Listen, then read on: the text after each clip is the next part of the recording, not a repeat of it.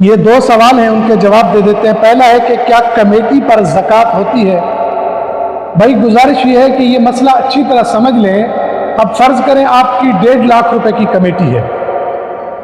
اگر آپ کی 1.5 لاکھ کی کمیٹی اور آپ 15,000 ماہانہ دے رہے ہیں اور آپ کی دوسری کمیٹی نکل پڑی، تو اس کا یہ مطلب ہے کہ آپ کے اپنے اس میں 30,000 ہیں اور 1,20,000 لوگوں کا ہے جو آپ نے قسطوں میں لوٹانے ہیں۔ تو آپ کی ذاتی ملکیت 30,000 روپے ہے، تو 30,000 روپے پر تو زکوٰۃ نہیں ہے۔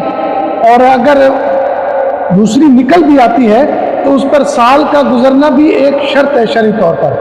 ہاں اگر آپ کی 1.5 لاکھ کی کمیٹی ہے اور آپ کی کمیٹی نکلتی ہے 8ویں 9ویں، آپ کو 1,20,000 1,30,000 35,000 یا 1.5 لاکھ مل جاتا ہے، اور آپ نے کمیٹیاں بھی ساری ادا کر لی ہیں، اور اس کے بعد سال کا بھی وقت گزر گیا ہے، کمیٹیاں بھی ادا کر لی ہیں، پیسے بھی آپ کے اپنے ہیں، تو اس کمیٹی پر زکوٰۃ ہوگی۔ یہ بات یاد رکھیں، پہلی اور دوسری نکل گئی تو اس کمیٹی پر زکوٰۃ نہیں ہوگی۔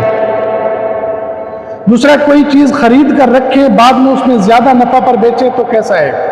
دیکھیے آج کل ہمارے یہاں گاؤں میں توڑی، گندم، یا شہر میں لوگ چینی وغیرہ خرید کر اس نیت سے رکھتے ہیں کہ 6-8 مہینے بعد دگنی قیمت پر بیچیں گے، تو یہ حرام ہے، ناجائز منافع ہے۔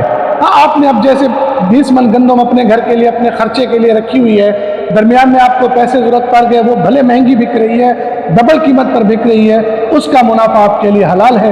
اللہ ہمیں اس سے بچنے کی توفیق نصیب کرے۔